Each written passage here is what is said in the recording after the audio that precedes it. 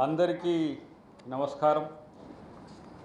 ఢిల్లీ మిత్రులందరికీ మొదటిసారిగా ఎమ్మెల్సీ అయినప్పుడు కూడా మీతోనే వచ్చి పాలు పంచుకున్నాం. మళ్ళీ విప్పు తర్వాత ఢిల్లీకి మొట్టమొదటిసారి వచ్చిన మీ సహకారానికి ప్రత్యేక కృతజ్ఞతలు. ఈరోజు ప్రెస్ మీట్ అంశానికి వస్తే మనోడు కొంచెం కేటీఆర్ తిక్కగా మాట్లాడుతుంది. కల్వకుంట తిక్కలు రావయ్యి. మరి ఎందుకు ఇట్లా మారుతుండో, ఏమైనా పురుగు పుట్టిందో లేకపోతే ఏమైందో పిచ్చిగా మాట్లాడుతుంది. వేదవలు, సన్నాసులు ఇట్లాంటి మాటలంతా కేసీఆర్ మొదలు పెడితే తను వారసత్వంగా ముందుకు తీసుకుపోతున్నట్టుగా కనబడుతున్నాయి.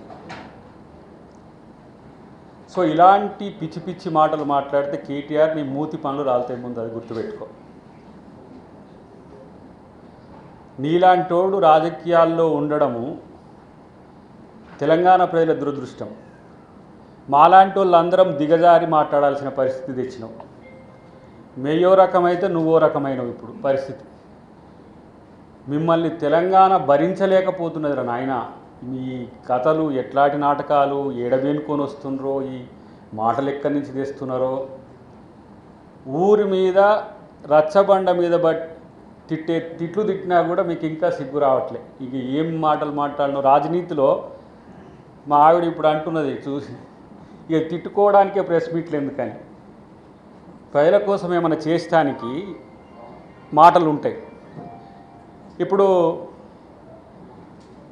బండి భగీరథ్ గురించి మాట్లాడుతున్నాడు ఈయన. ఆ మాట్లాడే నైతిక హక్కు నీకుందా అని ఒక్కసారి నా గుండె మీద చేసుకొని ఆలోచించినవా? ఈ హక్కు నాకుందా అని. నువ్వు మహిళల గురించి మాట్లాడు. నీ ప్రభుత్వ హయాంలోనే కదా ఫోన్ ట్యాపింగ్ అయ్యి ఎన్నో కాపురాలు కూలింది. ఎంతోమంది సినిమా వాళ్ళది, హీరోయిన్లది ఇప్పటికీ నడుస్తూ ఉంటుంది. నీ పేరు ఏదో అంటూ ఉంటారు కదా ఊకే. నువ్వు మాట్లాడుతున్నావు. ఏమైంది ఇప్పుడు అక్కడ? చట్టం ప్రకారం అరెస్ట్ అయిన దాంట్లో రంధ్రాన్వేషణ చేసి మైనర్ బాలిక అంశాన్ని కూడా రాజకీయాలకు వాడుకునే ఒక దరిద్రపు రాజకీయ నాయకునిగా మారిపోయినావు నువ్వు. ముఖ్యమంత్రి గారు ఏదో బండి సంజయ్ గారి కొడుకుని ఏదో కాపాడినట్టు, మేమిద్దరం ఏదో కలిసి ఏదో చేస్తున్నట్టు, బీజేపీ బీఆర్ఎస్ ఏదో కలిపి చేస్తున్నట్టు. మొన్ననే చూచాయగన్నాడు ముఖ్యమంత్రి గారు ఒక మాట. బండి సంజయ్ బీజేపీతో మీరు కలవడానికి అడ్డంకా, అందుకనేనా ఇదంతా? ఈ ట్రాప్ అంతా చేసి దాని వెనుక ఉన్న కథలన్నీ అల్లేది పుసుక్కున మీరేనా? ఏంది ఇంత మీకు భుజాలు తడుముకుంటున్నారు? ఎన్డీఏలో చేరడానికేమో చంద్రబాబు గారు అడ్డం, కాబట్టి చంద్రబాబు గారిని తిడతారు. ఎందుకు? కేసీఆర్ వస్తే ఇంకా మేము మొత్తం సిలువలు పలువలు చేస్తారని ఆయన వాడు ముందది ఉన్నట్టు ఉంచకుండా ఎన్డీఏనే ఛిద్రం చేస్తారని. ఎందుకంటే వెనకటికోసారి ఆయన కాంగ్రెస్ దగ్గరికి వచ్చి కూడా నేను విపక్షాలకు అన్నిటికీ పైసలు పెట్టుకుంటా, నాకు ఇండియా కూటమి నాయకుడు ఏమన్నాడు కేసీఆర్. మళ్ళీ ఎన్డీఏ కూటమికి వస్తా అంటే బీజేపీలోకి వస్తా అంటే ఎన్డీఏ కూటమికి వచ్చినట్టే. ఎన్డీఏ కూటమికి వస్తే మళ్ళీ వీడు ఉన్నది ఉన్నట్టు ఉన్నాడు రా నాయన, చంద్రబాబు అడ్డుకుంటుండు కాబట్టి చంద్రబాబు మీద పడతారా? ఇటు వచ్చేమో బండి సంజయ్ బీజేపీలో కలిస్తే ఎందుకంటే ఇప్పుడు ఈయన ముఖ్యమంత్రి పెట్టాలన్నట. ఇంకా మీకు బతుకులెక్కడి? ఒక్కసారి అవకాశం ఇస్తే నెయ్య ముఖ్యమంత్రి, నువ్వు ముఖ్యమంత్రి, నీ బావ ముఖ్యమంత్రి, నీ చెల్లె ముఖ్యమంత్రి, నీ చిన్నమ్మ కొడుకు ముఖ్యమంత్రి, నీ మామ ముఖ్యమంత్రి, నీ ఎంతమంది ముఖ్యమంత్రులు రా భయ్ మీరు? ఇలా కవిత బీజేపీతో పొత్తొద్దన్నందుకే కదా పట్టించుకోకుండా వెళ్ళగొట్టింది. బయట కూడా చెప్పింది ఆమె, దానికి సమాధానం లేదు. ఇలా బీజేపీతో అంటగాగుతున్న అంశం ఉద్యమకాలం నుంచి చెప్తున్నా నేను. రాజ్నాథ్ సింగ్ గారితో కలిసిన తర్వాత కేసీఆర్, మరి ఆ రోజు కడియం శ్రీఆర్ గారు కూడా ఆ మీటింగ్లో ఉన్నారు. ఇప్పుడు ఆ రోజు మేము జేఏసీల నాయకులుగా ఉన్న ఆ రోజు కాంగ్రెస్ పార్టీకి మద్దతు ఇస్తా అంటే మేము బిల్లుకి ఎందుకు మద్దతు చెప్పాలని నేరుగా ఆయన ప్రకాష్ జవదేకర్ మాట్లాడుతున్న రోజులవి. లేదు అని చెప్పి రహస్యంగా ఒప్పందం చేసుకొని ఇగో ఇప్పుడు జరుగుతున్న తంతు ఉన్నది కదా, ఈవీఎంలు, ఓట్ చోరీ, ఇవన్నీ నీకు చేసి పెడతాం రా నాయన, మా కాడ లేదు, నువ్వు గెలుద్దు, నువ్వు కాంగ్రెస్తో కలవకని చెప్తే కదా కేకే కమిటీ అని వేసి శల్యసారథ్యం చేసి కాంగ్రెస్తో విలీనం చేస్తా అన్న, కనీసం పొత్తుకన్నా పోవాలన్నట్టుగా చేస్తే కాంగ్రెస్ వాళ్ళు పడకుండా చేసిందని చెప్పి కాంగ్రెస్ మీద అడిగి కాంగ్రెస్ని తిట్టిపోయి బీజేపీతో చేరింది మీ అయ్యా. ఈరోజు మళ్ళీ తగుదునమ్మా అని ఎంపీ కోసం చచ్చిండ్రు కదరా బాబు మీరు. 39 ఎమ్మెల్యేలు వస్తే ఒక్క ఎంపీ సీటు రాదా ఈ దేశంలో? ఒక్క ఎంపీ సీటు. 8 ఎమ్మెల్యేలు వచ్చినానికి 8 ఎంపీలు వచ్చినాయి బీజేపీ. ఇది ఆ రోజే చెప్పినాం, పైన మోదీ కింద కేడీ అని కేసీఆర్. ఇలా ఎంకేది మోదీ కేసీఆర్ బంధం అనేది ఇప్పటిది కాదు. మయ్యగన్ నా కొడుకును ముఖ్యమంత్రిని చేయని దీవించడానికి పోయిండు. ప్రధానమంత్రి చెప్పిండు, అది ఎవరో చెప్పలే, నేరుగా ఈ దేశ ప్రధానమంత్రి బహిరంగ సభలో చెప్పిన మాట అది. ఇంకా సిగ్గు లేకుండా బీజేపీ కాంగ్రెస్ కలిసి, బీజేపీ కాంగ్రెస్ కలుస్తాయంటే ఈ దేశంలో ఇంకోడని నమ్ముతాడు. అంత ఎర్రిపప్పవు నువ్వు. ఇంతకంటే దిగజారుడు రాజకీయాలు ఇంకేమన్నా ఉన్నాయా? మాట్లాడితే ఏమంటాడు, మోదీ రేవంత్ కలిసే ఉన్నారు, ఎప్పుడు విడిపోయిందని. అవును, నేను అంటున్న ఒక మాట, ఇవాళ రేవంత్ రెడ్డి గారు ఒక మాట అంటున్నాడు, ఈ దేశానికి ప్రధానమంత్రిని రాహుల్ గాంధీని చేయాలని అంటున్నాడు. మరి మోదీ ఒప్పుకుంటాడా? బుర్ర ఉందా? ఆ బుర్ర ఉంటే బుర్రలో ఏమైనా గుజ్జు ఉందా? ఒకవైపు ఏమో రేవంత్ రెడ్డి గారు ఆయన ఏమన్నాడు, హంసే జోడో అన్నాడు. జోడినాం కదా నాయన, మరి కేంద్ర ప్రభుత్వం రాష్ట్ర ప్రభుత్వం కలిసే ఉంటుంది. మరి మా ముఖ్యమంత్రి గారిని తీసుకుంటా అని మోడీ గారు అంటే మరి ప్రధానమంత్రిగా రాహుల్ గాంధీని చేస్తాడా మరి? కాబట్టి ఇలాంటి పనికిరాని పిచ్చి ఒక న్యారేషన్స్ పెట్టి బండి సంజయ్ ఇన్సిడెంట్తో ఏదో బీజేపీ కాంగ్రెస్ కలిసినట్టుగా ప్రయత్నం చేస్తే, నేను అంటున్న ఒక మాట, మీ పార్టీలోనే మీ బావే నిన్ను ఒప్పుకోవట్లేడు, మా మామ తర్వాత నేను ముఖ్యమంత్రి కావాలని తిరుగుతున్నాడు. ఇక వీళ్ళిద్దరు కొట్టాడుకుంటారు, మా బావ మా అన్న కొట్టాడుకుంటారని శల్య బయటికి వెళ్ళింది. ఇప్పుడు ఆమె సీఎం అనిపించుకుంటుంది అక్కడ. ఇటువైపు బీజేపీలో 4 కుర్చీలాట నడుస్తున్నది.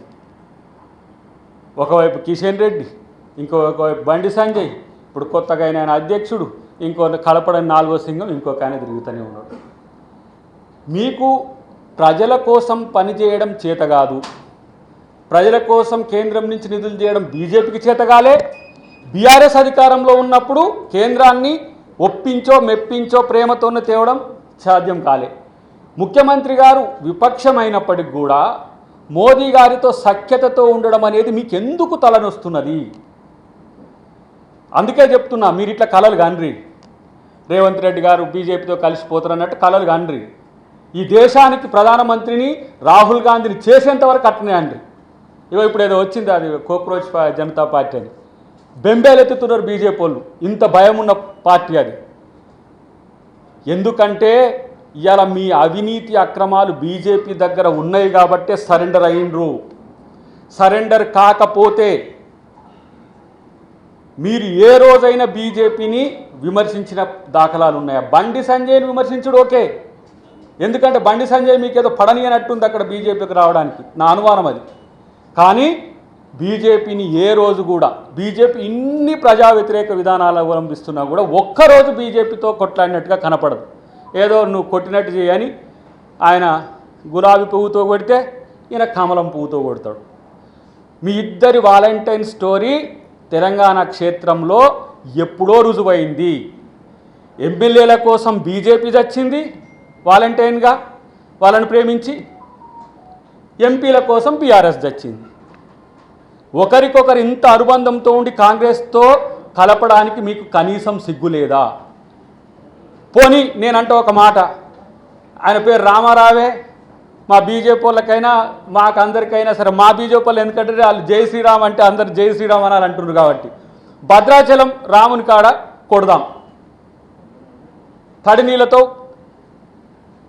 ఇలా స్నానం చేస్తారా? బీజేపీకి కాంగ్రెస్కు పొత్తుంది అనే ఇలాంటి పనికి మారిన మాటలు మళ్ళీ మళ్ళీ మాట్లాడాలంటే మీకు సిగ్గుండాలి. లేదంటే మీరు తేల్చుకోండి. కేవలం కేటీఆర్ ఏమంటాము ఈ రోజుకు ఆయనకి నెలకు కొన్ని కోట్ల రూపాయల కిరాయిలు వస్తాయట, అవి ఉండి ఆగుతలే.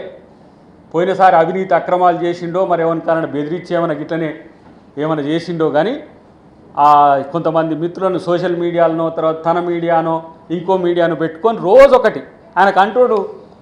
ఏదో రేవంత్ రెడ్డి గారి చుట్టాల హాస్పిటల్లో ఉన్నాడట ఏదో ఫ్లోర్లో అని నాకు నేను విన్నా అంటాడు. మరి టీఆర్ఎస్ ఆఫీసు టీ న్యూస్ పక్కన ఉండట, మరి అడుగు, మాకు కూడా ఎవరో చెప్పారు స్టోరీ. ఇలాంటి పనికిమాలిన పొంకనాలు ఎందుకు కొడతావు కేటీఆర్? నువ్వు ఫస్ట్ నీ ఇంటిని చక్కదిద్దుకోమని చెప్పినాం. నీ ఇంటిని చక్కదిద్దుకో అంటే అసలు మీది లీడర్ ఉన్న పార్టీనా? మీదేమన్నా గింత జరుగుతుంటే మీ అయ్యి అడిగిపోయిండు. తెలంగాణ ప్రజలు బండకేసి బాధ్యత పోయి ఫామ్ హౌస్లో పడ్డాడు. నువ్వేం నీ మైండ్ బ్లాక్ అయ్యి దిమ్మ తిరిగి ఎక్కడో పడి తిరుగుతున్నావు. అగో ఆ పిచ్చే ఈ మాటలు వస్తున్నాయి. ఇంత దిగజారాలనా? మైనర్ బాలికతో రాజకీయాలు చేయడం మనకి సిగ్గు అనిపించట్లేదా? నీచం అనిపించట్లేదా? అరెస్ట్ చేస్తే నీ హయాంలో ఎంతమంది అట్లా తప్పించుకొని పోయిన వాళ్ళు వరుస పెట్టి చెప్పగలను నేను. ఎంతమందిని కాపాడినవు నువ్వంటే నీ ప్రభుత్వం కావచ్చు, నువ్వు కావచ్చు. డిఫాక్టో సీఎంగా ఫీల్ అయినావు కదా ఆ రోజు జరిగినట్టు అన్నిటికీ నువ్వు బాధ్యత వహించు. హోంమంత్రిగా ఉండి బాధ్యతతోని ఒక ఏమంటాం బాధ్యత ఉన్న వ్యక్తిగా ఒక సలహా ఇచ్చిండు. ఇప్పటికైనా ఇంకా పరువు తీసుకోవద్దని చెప్తే దానికి స్పందించిండు అనుకుందాం, ఏదైనా కావచ్చు. ఏమెమ్మటే ఇప్పుడు నీ మీద కూడా ఎవడో ఒక ఆరోపణ చేస్తాడు, తీసుకుపోయి అరెస్ట్ చేసి జైలు వేస్తారా? మీరు ఇంత అక్రమాలు చేస్తే కూడా 2 సంవత్సరాలు పట్టింది మీకు. ఇంకా ఆయన అంటాడు, ఏమంటాడు, ఆర్ఎస్ ప్రవీణ్ కుమార్ పాఠాలు చెప్తారట. ఆర్ఎస్ ప్రవీణ్ కుమార్ పాఠాలు. ఆయన ఆర్ఎస్ ప్రవీణ్ కుమార్ ఏమంటాడు, రేవంత్ రెడ్డి లాంటి వాళ్ళు భరతం పట్టడానికే నేను టీఆర్ఎస్లకు వచ్చిన అంటాడు. ఒరి నీయవు, నువ్వు కేసీఆర్ భరతం పడతా అని కేసీఆర్ దగ్గర ఉన్నావు మిత్రమా. రేవంత్ రెడ్డి భరతం పడతా అని రేవంత్ రెడ్డికి దగ్గరికి వస్తుందేమో చూసుకో ఫస్ట్. నాకు నవ్వు వస్తుంది మనోడు మాట్లాడుతుంటే చూసి. అంటే ఇట్లాంటోళ్ళని కూడా వాడుకొని వాళ్ళని కూడా పిచ్చోళ్ళని చేసి ఇలా రేవంత్ రెడ్డి ముఖ్యమంత్రిగా కంటే కూడా తెలంగాణ సేవకుడిగా ఉన్నాడు. తెలంగాణ ప్రజల సేవకుడు, మా తమ్ముడు, మా అన్న. ఇప్పటికీ చాలామంది రేవంత్ అన్న అంటారు. మీకు సార్ అనాలి. ఆయన సార్ ఎవరు? కేసీఆర్ సారు, ఆయన పేరేం పేరు? KTR sir, Harish Rao sir. Sir culture మీదిరా నాయన. అన్నల కల్చర్ తెలంగాణ అంటే అన్న, రేవంత్ అన్న అంటే అందరు కనెక్ట్ అవుతారు. సీఎం లాగా వ్యవహరిస్తారు నిజంగా కూడా. ఒకవేళ ఆయన సీఎం లాగా వ్యవహరిస్తే నువ్వు ఏడుందో. ఇప్పుడు మా డీజీపీకి పని పెట్టాల్సి వచ్చినాయి మా ఆనంద్ గారికి. కానీ చట్టబద్ధంగా న్యాయబద్ధంగా ప్రతి అంశంలోనూ ఎక్కడ కూడా తప్పు రాకుండా చూసుకోవడానికి ముఖ్యమంత్రి గారు ప్రయత్నం చేస్తుంటే ఇప్పుడు ఈయనకి ఆతృత వెనుక అంతా కూడా ఆదుర్త ఏంటి అసలు అనేది నాకు అర్థం కావట్లేదు. మళ్ళీ మనం ఏమైనా పెట్టి ఇట్లా ప్రెస్ మీట్లు పెట్టి తిప్పితే 2-3 ఆడోళ్ళతోనో లేకపోతే ఆడోళ్ళతోనో పెట్టి ప్రెస్ మీట్లు పెట్టించి అది ఇదని అంటాడు. పనికి మాలిన ఈ పనులన్నీ ఎందుకు? పనికి మాలిన పనులు నువ్వు చేస్తున్నాయి, నీకు సిగ్గు అనిపిస్తలేదు? నాకైతే అర్థం కావట్లేదు. మళ్ళీ నేను రేపు వస్తే నేను ముఖ్యమంత్రిని అయితే ముఖ్యమంత్రి సీఎం అనిపించుకుంటూ నేను కూడా మరి నీ మీ ఇంటందరు సీఎంలు అయితే తెలంగాణ మీ కొరకు పుట్టిందా? నాకు అర్థం కాదు. మీ జాగీరా ఏమన్నా? మాకంటే ముందున్నారా మీరు తెలంగాణ ఉద్యమంలో? మాకంటే ఎక్కువ కొట్లాడినరా ఆయన తెలంగాణ ఉద్యమంలో? తెలంగాణ ప్రజల రక్తాన్ని పీల్చి పిప్పి చేసిన జలగలు మీరు. ఒక్కసారి ఇవ్వడమే మోసంతో జరిగింది, వాళ్ళని మోసం చేసి. రెండోసారి మాకు తెలుసు ఇదే ఈవీఎంలతోని కదా. నేను సుప్రీంకోర్టులో కేసు చేసిన, హైకోర్టులకు ఇప్పటికీ నా కేసు ఇంకా కాలే. ఎందుకు కాలే? 6 సంవత్సరాలు అయింది. ఒక ఎమ్మెల్యే పోయిండు, మళ్ళీ కొత్త ఎమ్మెల్యే వచ్చిండు, ఇంకా రావట్లే. ఎందుకు? మరి చట్టంలో లోపం ఉందా లేకపోతే దేంట్లో లోపం ఉందో తర్వాత. దాదాపు 22 ఈపీలు ఉన్నాయి ఇప్పుడు, ఎలక్షన్ పిటిషన్స్ ఉన్నాయి హైకోర్టులో. అక్కడ కూడా దొంగతనం చేసి మోడీ కాడ మోకరిల్లే బతికితి రెండోసారి అబద్ధాలతోని. ఈ అబద్ధాలతో మళ్ళీ వస్తామని ఒక ఆలోచన మీకుంటే బంద్ చేసుకోరని చెప్పి నేను హితవు చెప్తున్నా మిత్రమా. ఎందుకంటే ఉద్యమంలో మాతో కలిసి పనిచేసినామని ఒక అంశంతో నిన్ను ఇంకా ఇష్టం వచ్చినట్టు మాట్లాడట్లేదు. కానీ లేకపోతే నువ్వు మాట్లాడే మాటలకి, సన్నాసి మాటలకు, విధవ మాటలకు సమాధానాలు చెప్పలేక కాదు. మాకు కొంచెం ఏమంటాం, సమాజంలో గౌరవం ఉన్నది. నీలాగా దిగజారి మాట్లాడడానికి అధికారం కోసమో ఇతరులను బదనాం చేయడానికో లేకపోతే ఇతరులతో పంచాయతీలు పెట్టుకోవడానికో మమ్మల్ని మేము దిగజార్చుకోవడానికి సిద్ధంగా లేము. అవసరమైతే నువ్వు ఇంకెంతకైనా ఆ ఫోన్ ట్యాపింగ్లో ఏమేమి చేసిరో అవి రేపు వచ్చినాక తెలుస్తుంది, కానీ ఎంతకైనా దిగజారే కల్చర్ మీది, అయితే కాళ్ళు లేకపోతే జుట్టు. కాబట్టి తెలంగాణ ప్రజలు వీళ్ళ పట్ల జాగ్రత్తగా ఉండండి అని చెప్పి మేము వారికి విజ్ఞప్తి చెప్తున్నాం. అన్నిటికంటే ముఖ్యంగా నాకు ఒకటి అనిపిస్తుంది చివరగా, ఇప్పుడు బీజేపీ బీఆర్ఎస్ బంధం, బీఆర్ఎస్ బీజేపీ బంధం బలపడడానికి హరీష్ రావే నేరుగా ఢిల్లీకి వచ్చి టీఆర్ఎస్ పార్టీని కవితకు ఎలక్షన్ కమిషన్లో మీరు పర్మిషన్ ఇవ్వద్దు అని చెప్పి ఇక్కడికి వచ్చి చెప్పిండని మేము ఆరోపణ చేసినాం. ఇప్పటి వరకు హరీష్ రావు దగ్గర నుంచి సమాధానం లేదు, బీఆర్ఎస్ నుంచి సమాధానం లేదు. ఇది వాస్తవం కాదా? ఆమెకి ఏదో ఇప్పుడు తెలంగాణ రక్షణ సేనో తెలంగాణకి ఏదో ఆమె పెట్టుకుంటే దానికి ఏదో ఇచ్చిండ్రు అంటే మళ్ళీ బీఆర్ఎస్ నుంచి భారత రాష్ట్ర సమితి నుంచి మళ్ళీ తెలంగాణకు దిగాలనుకుంటున్నారు. మీ స్వార్థం చూడు. తెలంగాణ అనే పదాన్ని మీ పార్టీలోంచి ఎప్పుడు తీసేసిండ్రో తెలంగాణ ప్రజలు వాళ్ళ గుండెల నుంచి మీ పేరును తొలగించిండ్రు. అది గుర్తుపెట్టుకోండి ఫస్ట్. మళ్ళీ వెనకకు వచ్చి ముందుకు పోతాం, ముందుకు వచ్చి వెనకకు పోతాం. కాబట్టి కానీ మీకున్నది ఇగో ఒకే ఒక్క నేరుగా ఆప్షన్ ఉన్నది, బీజేపీ ఆర్ ఎన్డీఏ. ఇండియా కూటమితో మిమ్మల్ని జీవిత కాలంలో సోనియా గాంధీ గారు ఒప్పుకోరు. ఒక సందర్భంలో ఎప్పుడో మేము కలిసినప్పుడు కూడా అధికారంలో రాలేకపోయినాం, తేలేకపోయినామంటే కొంతమంది ఉండి ఆ రోజు అన్నారు టీఆర్ఎస్ నమ్మక ద్రోహం చేసింది, టీఆర్ఎస్ కలవలేదు మర్జీ చేస్తా అని. ఆమె ఆ రోజు అన్నది తెలంగాణ ప్రజల కోసం తెలంగాణ ఇచ్చినాం, టీఆర్ఎస్ మనతో జాయిన్ అవుతుందని కాదని చెప్పి. అంత నిజాయితీతో అధినాయకం ఉంటుంది. అట్లాంటి వాళ్ళని మోసం చేసి కాళ్ళు మొక్కితివి, జుట్టు అందుకుంటివి. సోనియా గాంధీని ఎట్లా అంటుండ్రో, రాహుల్ గాంధీని ఎట్లా అంటుండ్రో, ఇక్కడ ఉన్న వాళ్ళతో ఎట్లా పోల్చుకుంటుండో కేటీఆర్. మీరు ఎక్కడ అసలు మీ అహానికి మీ బల్పుకు మామూలుగా లేదురా నాయన. ఇలాంటి పనికిరాని మాటలు బంద్ చేయని చెప్పి నేను ఎవరికి కేటీఆర్కి ఒక హెచ్చరిక లాంటి సవాలే విసురుతున్నా. ఇక భారత్ ఫ్యూచర్ సిటీ గురించి నువ్వు మాట్లాడిన హక్కు లేదులే. ఆడ మీరు ముచ్చర్ల కాడపై ఎట్లా భూములు గుంజుకొని మీ సొంత మూలకు చేసుకుంటారో అదంతా చరిత్ర ఉంది. భూదాన్ భూముల నుంచి అసైన్మెంట్ ల్యాండ్ భూముల నుంచి ఎవరెవరు అధికారులు ఇవాళ మొత్తం ఈడీ చుట్టూ ఐటీ చుట్టూ తిరుగుతుందో తెలుసు. భారత్ ఫ్యూచర్ సిటీ రేపు హైదరాబాద్ అనేది ప్రపంచం చెప్తున్నది పిచ్చోడ, తెలుసుకో. ఇక నువ్వు ఐటీ అంటావు, అమెరికాలో చదివిన అంటావు. అక్కడ అన్ని రకాల కంపెనీలకు ఫార్చ్యూన్ 500 కంపెనీస్లో 100 కంపెనీస్ని అక్కడ పెట్టే బాధ్యత ముఖ్యమంత్రి గారు తీసుకున్నారు. వీలైతే చూసుకో, అగ్రిమెంట్లు అయినాయి నీకేమైనా తెలిస్తే. మళ్ళీ ఈ వాట్సాప్ యూనివర్సిటీని మళ్ళీ ట్రోల్ యూనివర్సిటీని వీటిని నమ్ముకుంటే లాభం లేదు. ఏమో అంటారు కదా, చదివించిన కొద్దీ ఏదో పోయిందని బప్పం కాడికి వచ్చింది ఈ కథ. అమెరికాలో చదువుకొని అడక తిన్నట్టు కాడికి వచ్చింది పరిస్థితి. కాబట్టి ఇలాంటి పనికి మాలిన పనులు, ఇలాంటి పనికి మాలిన ఆరోపణలు ముఖ్యమంత్రి పార్టీ పట్ల కాదు, సమాజం పట్ల గౌరవం ఉన్నట్టుగా వ్యవహరించాలని చెప్పి నేను కేటీఆర్కి హితవు చెప్తున్నాను. మీ ప్రభుత్వం సరిగ్గా వ్యవహరించుంటే బండి సంజయ్ గారి విషయంలో వాళ్ళకి నీచ రాజకీయాలు చేసే అవకాశం ఉండేది కాదు. సరిగా వ్యవహరించకపోతే అరెస్ట్ కాకపోతుండే కదా, ఇంకా తప్పించుకుంటాడు. 29వ ఫ్లోర్లో 40వ ఫ్లోర్లో ఉంటుండే కదా. ఆయన కూడా హోమ్ మినిస్టర్ కదా, కేంద్ర హోమ్ మినిస్టర్. హైదరాబాద్లో ఎందుకు ఉండాలి, ఢిల్లీకి రాలేడా? ఒకవేళ అనుకుందాం నీచ రాజకీయాలు చేసే తిరుగుంటే కేటీఆర్ లెక్క పంపించేద్దాం కదా. ఒకవైపు ఏమో వాళ్ళు హనీ ట్రాప్ అని పెట్టిండ్రు, వీళ్ళకంటే ముందు వీళ్ళు వచ్చి పోక్సో పెట్టిండ్రు. మరి ఏది అనేది పోలీసులు చూసుకోవడానికి 24 గంటలు కూడా అవసరం లేదా? అంటే కేటీఆర్ అన్నడనో లేకపోతే బీఆర్ఎస్ డిమాండ్ చేసి ఇమ్మీడియట్గా తీసుకొని రావాలన్నా? దాంట్లో వాస్తవాలు కూడా తెలియవద్దా?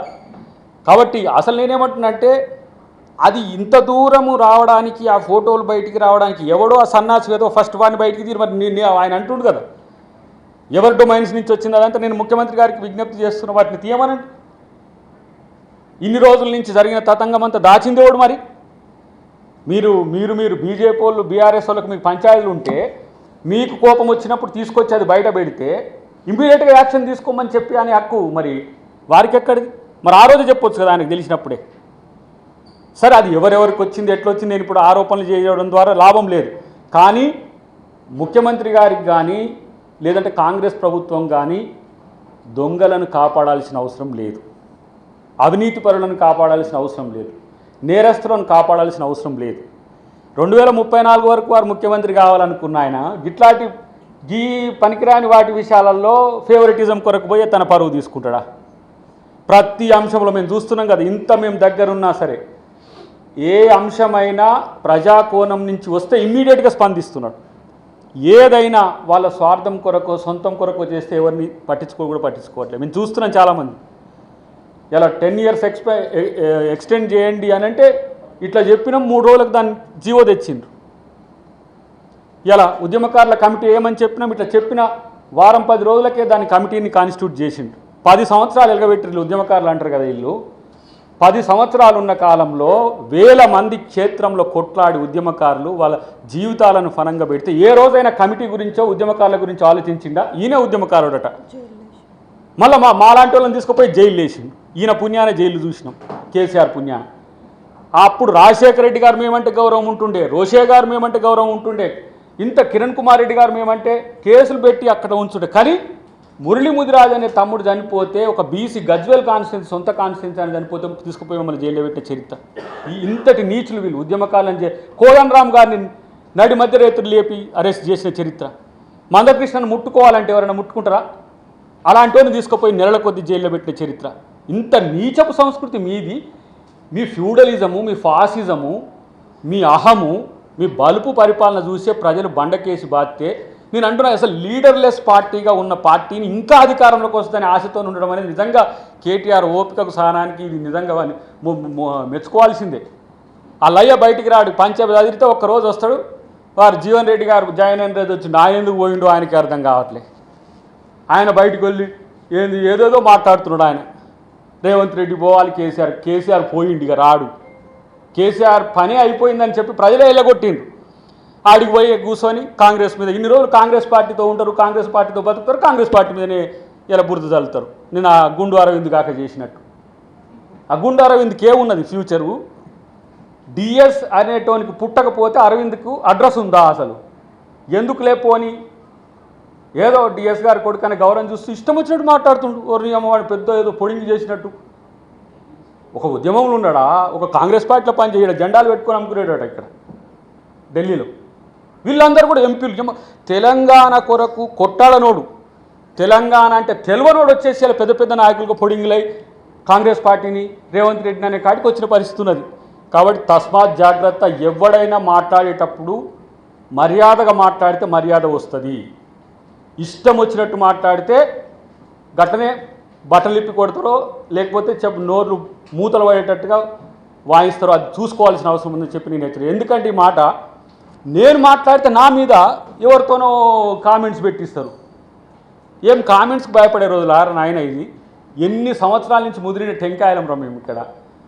ఎక్కడి నుంచి బీజేపీ వాళ్ళతో ఎదుర్కొన్నాం, తెలంగాణ ఉద్యమ కాలంలో తెలంగాణ వ్యతిరేకులతో ఎదుర్కొన్నాం, కాంగ్రెస్కి వచ్చినాక బీఆర్ఎస్లతో ఎదుర్కొన్నాం.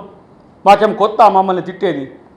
మేము ప్రజల కొరకు పనిచేయాలనుకుంటున్న పరిస్థితి. కానీ బట్టగాల్చి మీదేసి ఇష్టం వచ్చినట్టుగా మాట్లాడితే ఎవరినైనా అద్దంకి దయాకర్ రూపం ఇప్పుడు విప్పు కావచ్చు గాక, అద్దంకి దయాకర్ ఎమ్మెల్సీ కావచ్చు, కాంగ్రెస్ పార్టీలో మొన్నటిదానికి పదవి రానివాడు కావచ్చు. కానీ కాంగ్రెస్ పార్టీ కంటే ముందు దయాకర్ ఏంది అది తెలుసుకోరు ఫస్ట్.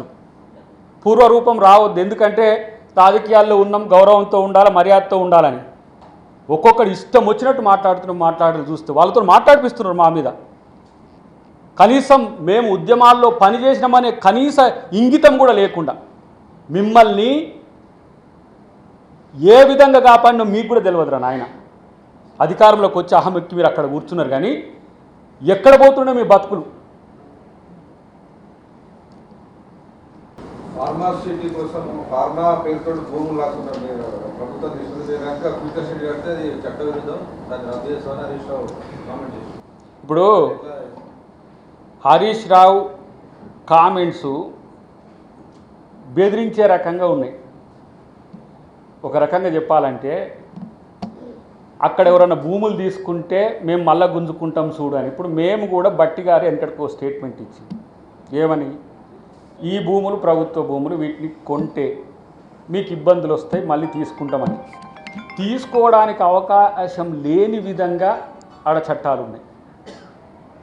ఇప్పుడు హరీష్ రావు బెదిరింపే అంటున్నాను నేను. అది హరీష్ రావు వచ్చేదేడ తీసుకునేదేడ అంటున్నా. అసలు ఫస్ట్ నిన్ను ఆ పార్టీలో ఉండనిస్తారా ఫస్ట్ అది చూసుకో అని చెప్తున్నా. ఆయన చాలాసార్లు చెప్పినా మీరు అడిగింది కాబట్టి మీకు కూడా చెప్తున్నా. What is your position in BRS? ఇప్పుడు ఆయనను డిప్యూటీ ఫ్లోర్ లీడర్గా చేసింది. ఈయనను పార్టీకి భారత రాష్ట్ర సమితి జాతీయ అధ్యక్షుడు కేసీఆరే, రాష్ట్ర అధ్యక్షుడు కేసీఆరే, భారత రాష్ట్ర సమితికి ఉపాధ్యక్షుడు ఆయన. మరి జాతీయానికో రాష్ట్రానికో కేటీఆర్ తెలియదు. దానికి ఈయన ఇప్పుడు ఏంది ఇక్కడ ఒక డిప్యూటీ ఫ్లోర్ లీడర్. ఎందుకంటే ఆ ఫ్లోర్ లీడర్ రాడు కాబట్టి ఈయన డిప్యూటీ ఫ్లోర్ లీడర్. ఆయన తర్వాత ఆయన కొడుకు తర్వాత ఈయన వస్తే ఆయనను రానిచ్చేది ఎవరు? ఆయన ఇప్పటికే బీజేపీతో బార్గెనింగ్లో ఉన్నాడని మనకున్న సమాచారం. ఎందుకు మా బామ్మారిది నన్ను ఇలా రేవంత్ రెడ్డిని ఇట్లా అంటుండు, ఆ లయ్యనే అట్లా అన్నాడు, ఇతను నన్నేడ బతకనిస్తాడని ఆయన దారి ఆయన చూసుకునే పనిలో ఉన్నాడు. వాళ్ళ చెల్లెదారి చెల్లె చూసుకుంది. సైకో అన్న కాబట్టి ఇక నాకు కనీసం కట్నం పక్కన పెట్టి కానీ నన్ను పార్టీలో కూడా ఉండని అంటే ఆయన పార్టీ పెట్టుకుంటే ఇప్పుడు ఈయన పార్టీ పెట్టుకుంటాడో ఇంకో పార్టీలోకి పోతాడో ఆయనకే రోక్ సోక్ లేదు. కాబట్టి గుంజుకుంటా అనంటే మీలాగా భూదాన భూములు గుంజుకున్నట్టు అసైన్మెంట్ భూదాన భూములు తీసుకోవద్దు. భూదాన భూములు దానం ఇవ్వడము, దానం రాజీనామా, ఇవి రెండే ఉంటాయి. అమ్మొద్దు కొనొద్దు. కానీ ఇక్కడ మేము తీసుకునే భూములు, సేకరించిన భూములు రైతుల నుంచి compensation RRR compensation R&R package ఇచ్చి తీసుకుంటున్న పరిస్థితి 2013 చట్టం ప్రకారం. కాబట్టి ఎవరు తీసుకోవడానికి అవకాశం లేదు. ఆశ మన హరీష్ రావు పడొద్దని చెప్పి నేను కోరుకుంటున్నాను. నేనేమంటున్నా 100% టైటిల్ లీగల్గా ఉంటేనే అసైన్ చేస్తున్నాం ల్యాండు. డిస్ప్యూట్ ఉన్న ల్యాండ్ని దేన్ని కూడా అవి అంతర్జాతీయ కంపెనీలు. ఇప్పుడు ఆయనకు ఫార్మా ఏడ ఉంది.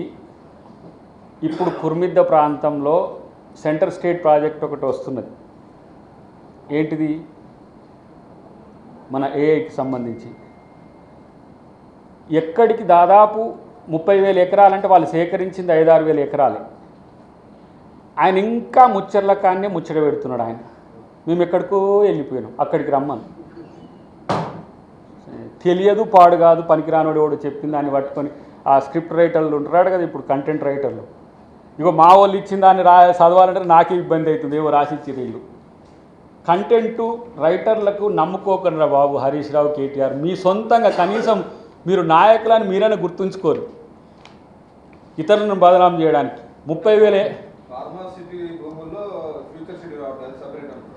ఫ్యూచర్ సిటీ ఎక్స్టెన్షన్ అనేది వాళ్ళు రిస్ట్రిక్ట్ అవుతున్నది కేవలం ముచ్చర్ల చుట్టూ మాత్రమే. మహేశ్వరం నుంచి అటు మాల్ వరకు, ఇక్కడ శంషాబాద్ నుంచి ఇటు ఆమన్గల్, ఇక్కడి నుంచి ఇటు జడ్చెర్ల వరకు ఈ ప్రాంతం అంతా కూడా పెద్ద ఎత్తున ముచ్చెర్లకు సేకరించిన భూమిని ఫార్మాలో రెడ్ ఏరియా,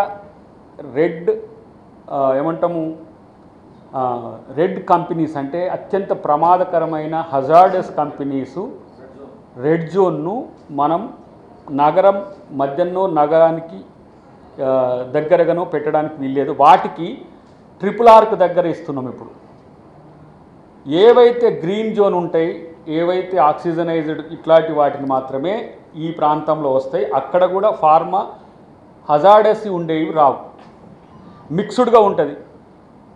పెద్ద పెద్ద కంపెనీలు ఉన్నాయి. ఇప్పుడు వాటిని తీసుకొచ్చి ఇక్కడ పెడితే ఆయనకి ఏమైనా నష్టమా? ఇప్పుడు ఫార్మా కంపెనీస్ లేకపోతే కార్పొరేట్ ఆఫీసెస్ పెట్టుకుంటారు, మ్యానుఫ్యాక్చరింగ్ ఇంకో దగ్గర పెట్టుకుంటారు. ఇప్పుడు ఏరోస్పేస్కి సంబంధించి మ్యానుఫ్యాక్చరింగ్ మొత్తం మాల్ అవతలకి పోతానికి సిద్ధపడుతున్నారు వాళ్ళు. ఎందుకంటే కొంచెం పేలుళ్ళు ఈ షెల్స్ కానీ ప్రొఫైల్స్ కానీ తయారు చేసి వాళ్ళు ఇబ్బంది అవుతున్నాయని దూరం పోతారు. కాబట్టి అట్లాంటివి ఉన్నాయి. కాబట్టి హరీష్ రావు హాఫ్ రావు అంటున్నాను నేను. ఎందుకంటే సగం సగం నాలెడ్జ్ మోస్ట్ డేంజరస్ మిత్రమా. పూర్తిగా తెలుసుకొని మాట్లాడితే మంచిది. కనీసం ఆ భారత్ ఫ్యూచర్ సిటీది డొమైన్లో ఉంది, పబ్లిక్ డొమైన్లో ఉంది. చదవమని వాళ్ళని కనీసం ఏ ఏరియాలు కవర్ అవుతున్నాయి, ఎక్కడికి పోతున్నాయి. అంతే కదా. Thank you very much.